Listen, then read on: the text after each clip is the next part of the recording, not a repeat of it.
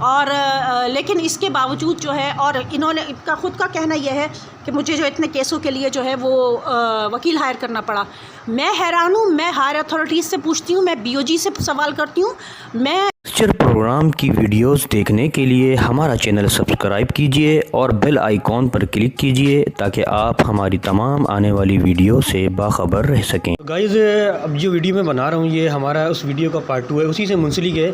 जैसा कि आपको शुमैला ने पब्लिक स्कूल के बारे में सारा बताया था कि वहाँ पर हमारे साथ कैसी ज़्यादती हुई स्टाफ के साथ, एम्प्लॉयर के साथ। मज़ीद हम इस बात को आगे बढ़ाएंगे। हमारे साथ मौजूद है तमाम स्टाफ और प्रिंसिपल भी मौजूद है, उनसे भी हम बात करेंगे, और अकाउंटेंट भी मौजूद है, उनसे भी हम बात करेंगे जो मौजूद पहले रह चुके हैं पास में।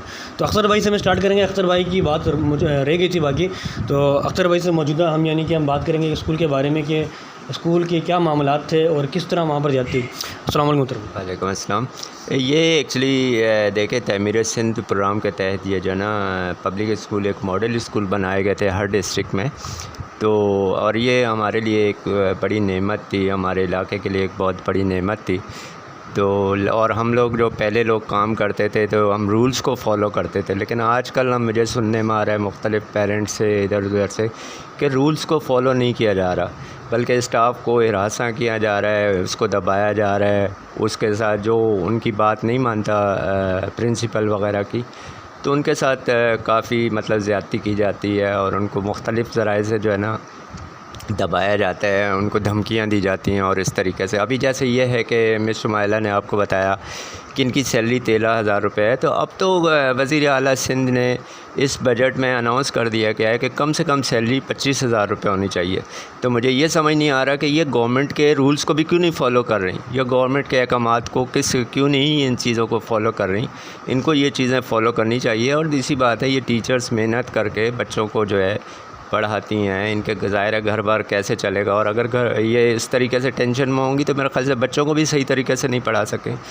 तो मैं वज़ीर आला साहब से ख़ुसूसी तौर पे अपील करता हूँ कि काइंडली इन मामलात को देखें और ये टीचर्स के जो मसले मसाइल हैं या पब्लिक स्कूल में जो भी हो रहे हैं उन मामलात को देखें, क्योंकि ये एक सेमी गवर्नमेंट इदारा है और ये जो है गवर्नमेंट इनको 1 करोड़ रुपया तकरीबन साल के ग्रांट देती है। तो गवर्नमेंट का ये फ़र्ज़ भी बनता है कि इसको लुक आफ्टर करें या देखें कि यहाँ पे क्या चल रहा है, कैसे मामला चल रहे हैं। तो मेरे ख़्याल से जो है ना गवर्नमेंट इसकी तरफ तवज्जो लाजमी तौर पे दे, ताकि टीचर्स का या जो भी मामलात हैं बच्चों के, उसको देखा जाए और इसके इदारे को और मज़ीद बेहतर कर दिया जाए। बिल्कुल आपने सही फरमाया कि बिल्कुल शुमैला ने भी ऐसी कहा था कि आजकल तो वैसे भी अगर कोई बंदा जॉब के लिए जाता है, अब चाहे वो बिल्कुल लेवल उसका कम हो, तो उसकी सैलरी भी कम से कम जो है वो गवर्नमेंट के मुताबिक 24 से 25 हज़ार रुपये होती है। और ये तो एक टीचर है जो कि एक सरमाया होता है, जो बच्चों को पढ़ाते हैं और आगे इल्म फराहम करते हैं, तो उनकी सैलरी इतनी कम क्यों है। बिल्कुल आपने सही फरमाया। हम आगे चलेंगे। हमारे साथ मौजूद है जो वहाँ पर पहले सबका अकाउंटेंट रह चुके हैं, उनसे हम बात करेंगे तो वो आपको बताएंगे उसके बारे में। अस्सलाम वालेकुम। वालेकुम अस्सलाम। तो सबसे पहले आपका नाम क्या सर? मोहम्मद तारिक ख़ान। मोहम्मद तारिक खान, आप वहाँ पर पहले अकाउंटेंट रह चुके हैं। आप मज़ीद बताएं, आगे मज़ीद हम आगे बात बढ़ाना चाहते हैं, आप क्या कहेंगे उसके बारे में?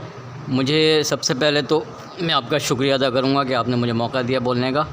पहली बात है कि मुझे अभी ये सुनकर बड़ी हैरत हुई है शुमैला के बारे में। शुमैला की वीडियो भी देखी तो मुझे एक तो बहुत ज़्यादा अफसोस हुआ, और उसके अलावा मुझे हैरत इस बात की हुई कि 10 साल तो मुझे स्कूल से निकले हुए हो गए हैं और इनकी सैलरी अभी तक 13,000 तक पहुंची है, जबकि कुछ लोगों की सैलरी मैंने सुना है लाख से ऊपर भी पहुंच गई है, जिसमें जो है वो प्रिंसिपल अस्मा कौसर साहिबा भी हैं। और बड़ी हैरत हो रही है मुझे समझ में नहीं आ रहा कि इस स्कूल में क्या हो रहा है। ये सेमी गवर्नमेंट स्कूल है और इसको बाकायदा ग्रांट मिलती है गवर्नमेंट की तरफ से, सिंध गवर्नमेंट ग्रांट देती है बाकायदा। 2 चेक मैंने अपने हाथ से जमा कराए हैं जिसके बारे में मैं जानता हूँ अच्छी तरह, और वो उनकी कॉपी मेरे पास मौजूद है, मैं दिखा सकता हूँ। इधर इतनी सारी करप्शन हो रही है इस स्कूल के अंदर, और एक अरसे से हम लोग इसका मुकाबला कर रहे हैं डट कर, और 10 साल तो मुझे हो गए कोर्ट के मैटर के अंदर और मुतसिब के इदारे के अंदर, और उसके अलावा गवर्नर के पास मेरा केस चला काफ़ी अरसे तक। तो ये सारी चीज़ें देखकर मुझे बड़ा अफसोस हुआ। शुमैला की जो बात मैंने सुनी तो मुझे बेइंतहा अफसोस हो रहा है, और मैं इस बात की तायद करता हूँ कि इस स्कूल के अंदर बदउनवानियाँ और करप्शन उरूज के ऊपर है। पहले लोग मुझे बताते थे, मुझे यकीन नहीं आता था, लेकिन अब मुझे यकीन आ गया है कि बिल्कुल वहाँ पर करप्शन उरूज के ऊपर है। एक शख्स जो कि उसका अपॉइंटमेंट जो है 3 ग्रेड में हुआ था, जिसका नाम अब्दुल रशीद है, ठीक है। आज मुझे पता चल रहा है कि उसकी सैलरी 40-45 हज़ार तक है, और एक जो टीचर उनके सामने जिनकी सैलरी अब्दुल रशीद से डबल थी, आज वो 13,000 पर है और वो 45,000 ले रहा है। ये कैसे पॉसिबल है? तो ये ज़ाहिर है करप्शन। और ये अब्दुल रशीद वहाँ पर क्या थे पहले, अब क्या बता दें? अब्दुल रशीद पहले वहाँ पे जो है वो अटेंडेंट, ये लैब अटेंडेंट थे, यानी कि प्यून, सही ना, ग्रेड 3 का मुलाजिम था वहाँ पे। ये कंप्यूटर वगैरह साफ़ करता था और टेबलें साफ़ करता था, और उसकी कोई हैसियत नहीं थी। आज जो है मैंने सुना है कि वो एडमिनिस्ट्रेटर लगा हुआ है, तो इस चीज़ का जो है नोटिस लेना चाहिए। और ग्रेड 3 से ग्रेड 14 में जो है छलांग लगाना, ये तो इतनी प्रमोशन तो मैं नहीं समझता कि किसी को दी जाए, और बिल्कुल करप्शन करने के ऊपर जो है उसको इतना प्रमोट किया जा रहा है। और बेइंतहा, मतलब करप्शन तो बेइंतहा है, जिसके पीछे हम एक अरसे से लगे हुए हैं। हमारी और भी साथी हैं हमारे, जिनका मैं कहना नहीं मानता था इस बात के ऊपर कि अस्मा कौसर करप्ट है।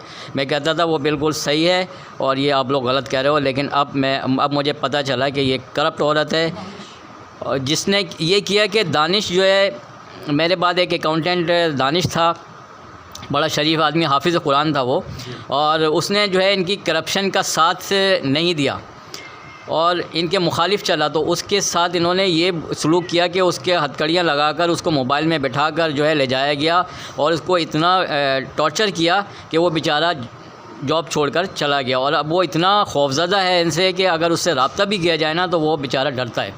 वो इस बात से डरता है कि मैं रब्ता करूँगा तो फिर कहीं मेरे साथ दोबारा ऐसा ना हो। तो ये सारी चीज़ें देखकर मुझे बड़ा अफसोस हुआ। मेरे पास और भी बहुत सारी चीज़ें हैं बोलने को, लेकिन अभी बहरहाल वक्त कम है, तो मैं ज़्यादा जुल्म की इंतहा कर दी गई है, और ये सारी कारगुजारी अस्मा कौसर की है जो वहाँ पर अभी मौजूद है।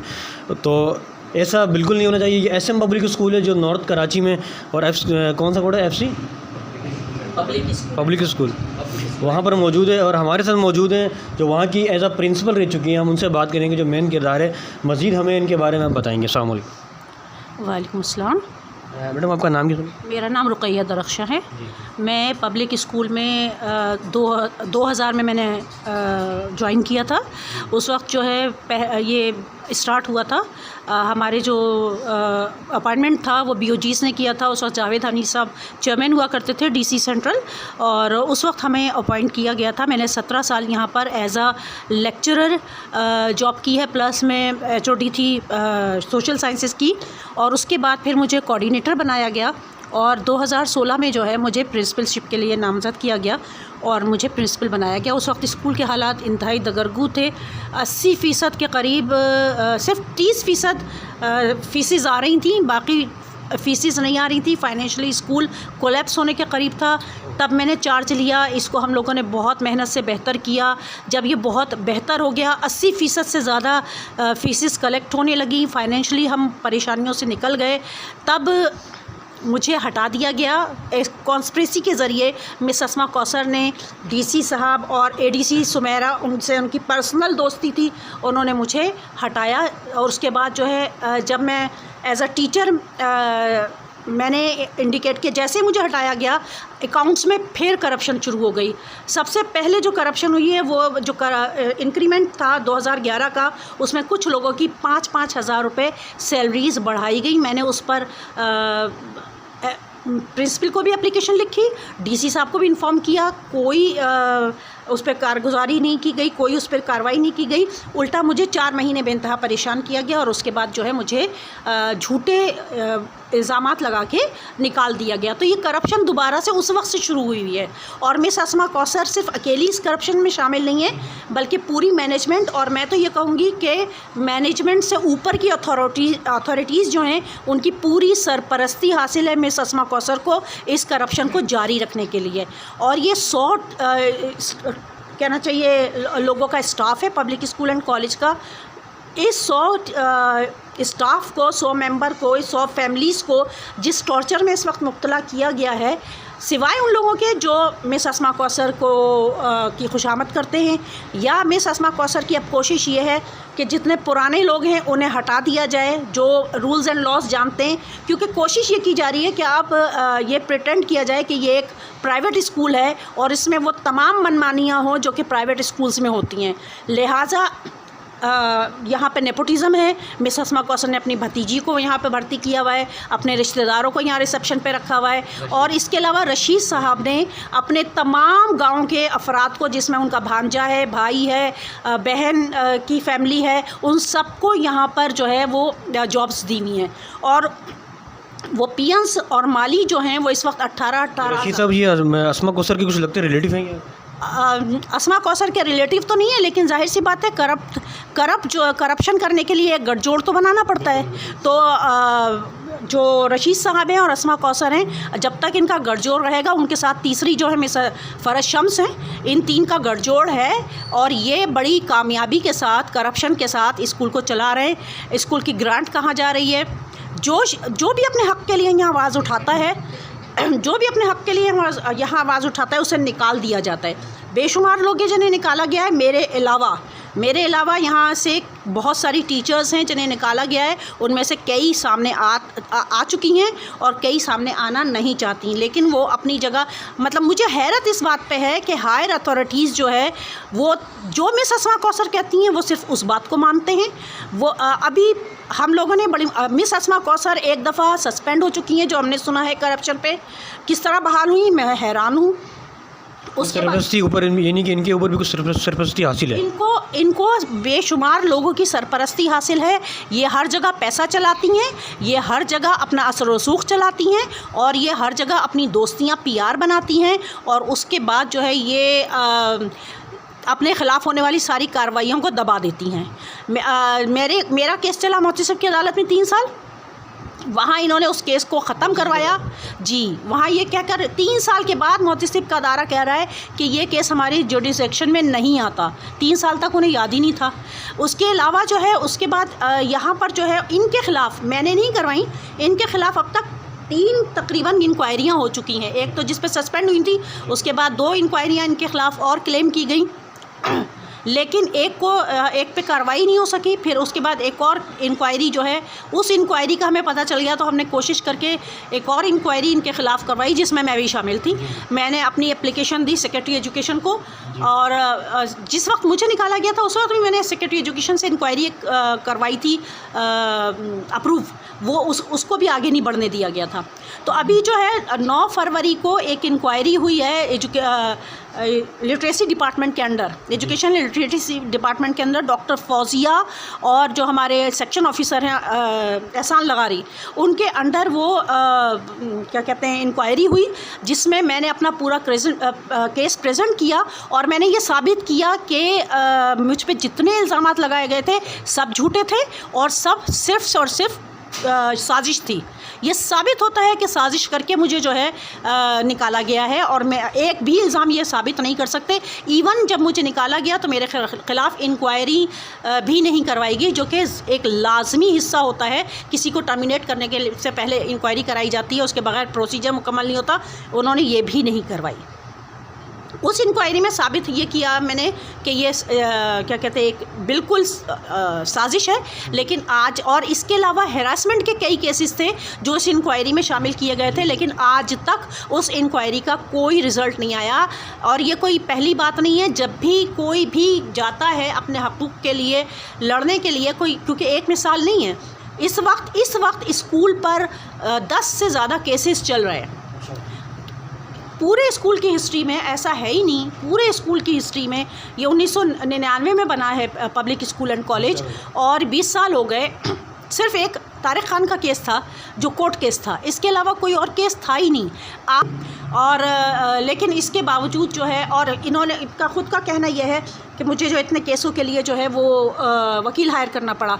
मैं हैरान हूँ। मैं हायर अथॉरिटीज़ से पूछती हूँ, मैं BOG से सवाल करती हूँ, मैं जो चेयरमैन है मैं उनसे सवाल करती हूँ कि एक ऐसी प्रिंसिपल जिसके दौर में 10 केसेस जो हैं वो चल रहे हैं स्कूल में, उसको आप बेहतरीन प्रिंसिपल कैसे कह सकते हैं? और उसको आप मुस्तकिल कॉन्ट्रैक्ट, इनका कॉन्ट्रैक्ट 3 साल का था, वो तो अब ख़त्म हो चुका, तो ये कैसे मुस्तकिल सीट पर बराजमान है?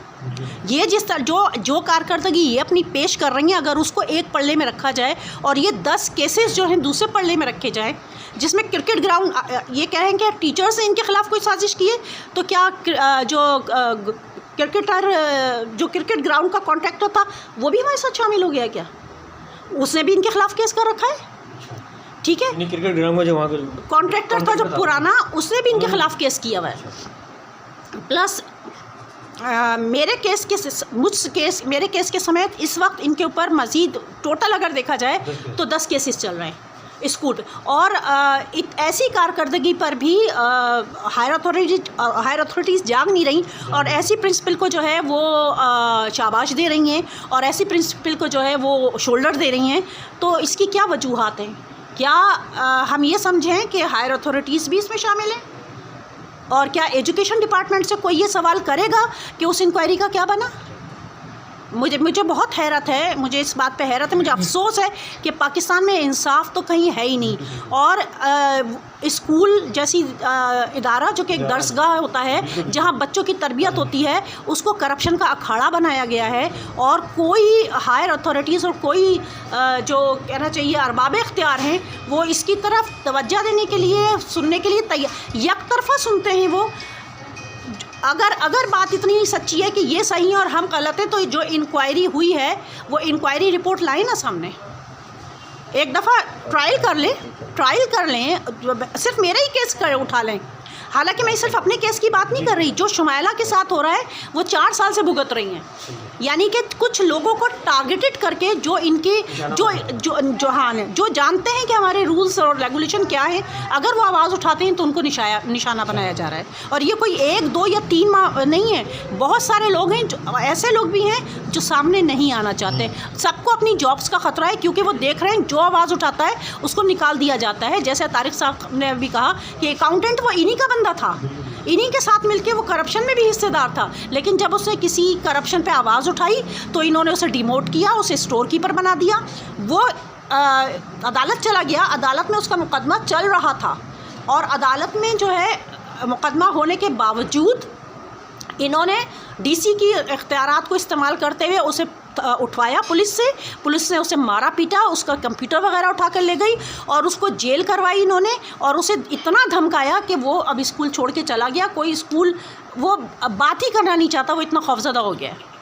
तो ये सारे मामलात यहाँ पे चल रहे हैं। अच्छा, कंटेम्प्ट ऑफ कोर्ट भी हो रहा है यहाँ पे। कोर्ट ने कहा है कि कोई स्कूल जो है वो कॉपी और किताबें जो है मोनोग्राम के साथ स्कूल की सेल नहीं करेगा। यहाँ पर बाकायदा पूरा कोर्स जो है वो प्रिंट आउट होके भी आता है और बाकायदा सेल भी किया जाता है। इसके सबूत भी हम दे सकते हैं। ये सब कुछ हो रहा है, लेकिन अरबाब इख्तियार ने आँखें मूंद रखी हैं। सबसे ज़्यादा मैं चेयरमैन और BOGs, एक और चीज़, BOGs बनते हैं। पहले BOGs इतने अरसे हमारे BOGs रहे। BOGs की हर 3 महीने के बाद मीटिंग होती थी, स्कूल की प्रेमिसेस में होती थी। साल में एक दफ़ा BOG के मेंबर्स स्टाफ से मिलते थे और ये रिवायत थी कि जो भी मीटिंग होती थी, मिनट्स ऑफ मीटिंग और डिसीजन जो है वो सॉफ्ट बोर्ड पे लगाए जाते थे। आज ये हाल है कि ये तक छुपाया जाता है स्टाफ से कि BOG के मेंबर्स कौन कौन लोग हैं। BOG के मेंबर्स स्टाफ को नहीं जानते, स्कूल को भी नहीं जानते। और वो सिर्फ डीसी की मीटिंग में, या तो डीसी की हाँ मीटिंग होती है उसमें 2-4 लोग आ जाते हैं, या फिर उनको पेपर्स भेज दिए जाते हैं और वो उस पर साइन करके भेज देते हैं। ये साबित करें कि इन्होंने जितने भी अपॉइंटमेंट किए हैं या जितने लोगों को इन्होंने निकाला है, क्योंकि हमारे यहाँ हमारे रूल्स में मौजूद है कि अगर किसी को भी निकाला जाएगा तो BOG से अप्रूवल ली जाएगी। मैं मांग ये करती हूँ कि डीसी साहब जो है पिछले 4 सालों में जितने लोगों को निकाला गया है, मेरे अलावा, क्योंकि मेरे वक्त में तो BOG मौजूद नहीं था, मेरे बाद BOG के मेंबर BOG बनने के बाद जितने लोगों को निकाला गया है उसमें शुजात साहब भी शामिल हैं, उसमें जो है मिस फरजाना भी शामिल हैं। शुजात साहब कौन है? शुजात साहब भी हमारे टीचर थे जिन्हें गलत तरीके से अपॉइंट किया और फिर गलत तरीके से निकाल दिया गया। मैं साबित कर सकती हूँ, मैं डीसी को चैलेंज कर रही हूँ कि मैं साबित कर सकती हूँ कि इन खातून ने जो है वो गैर कानूनी अपॉइंटमेंट किए हैं, जो इन्होंने मुझ पर इल्ज़ाम लगाया था। मेरे लिए ये साबित नहीं कर सकती, लेकिन मैं साबित कर सकती हूँ कि इन्होंने गैर कानूनी अपॉइंटमेंट भी किए हैं और गैर कानूनी तरीके से लोगों को डिसमिस भी किया है। ठीक है। गाइज़ कोई एक शख्स गलत बोल सकता है, किसी एक शख्स के बारे में ऐसा कह सकते हैं कि ना भरोसा है, लेकिन यहाँ पर पूरा स्टाफ ही मौजूद है। आप खुद देख रहे हैं कि प्रिंसिपल साहिबा ने पूरी डिटेल स्कूल के बारे में बता दी है और इन सारे ये पूरी जो कारगुजारी है सारी, इसका जो मेन जड़ है, जो मेन मरकज़ी किरदार है वो अस्मा कौसर है। लेकिन अभी तक कोई कार्रवाई नहीं हुई, कोई इदारा वहाँ पर नहीं पहुँचा, बल्कि अख्तर भाई के बताने के मुझे वहाँ पर कुछ इदारे आए थे, लेकिन अभी तक उसका कोई रिज़ल्ट नहीं आया। शुमाइला ने आपको बताया, प्रिंसिपल साहिबा ने आपको बताया, पूरी डिटेल दे दी कि वो सिर्फ ये कर रहे हैं कि अपनी मनमानी, जो उनके साथ है उनको रख रहे हैं, जो उनके साथ नहीं है उनको वो बड़धड़क निकाल लेते हैं। अकाउंटेंट को निकाला, मैडम शुमाइला, अभी तक उनका केस चल रहा है, जो कि 10 केस इस स्कूल में हो चुके हैं, लेकिन अभी तक कोई रिज़ल्ट नहीं आया गाइज़।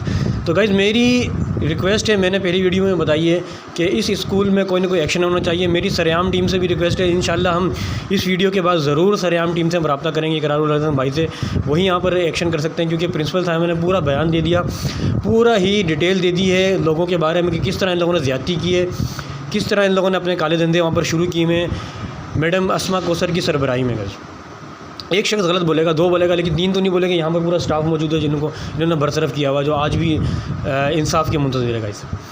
तो गाइस मेरी रिक्वेस्ट है सिंध गवर्नमेंट से, वज़ीर आला सिंध से, कि वो आएँ यहाँ पर सम पब्लिक स्कूल जो पब्लिक स्कूल जो यहाँ पर नॉर्थ कराची में मौजूद है, यहाँ पर आके ज़रूर आप एक्शन लें, ताकि जो बच्चे यहाँ पर पढ़ रहे हैं, हो सकता है अब आज स्टाफ के साथ ऐसा किया कि कल को स्कूल के बच्चों के साथ भी ऐसा करें।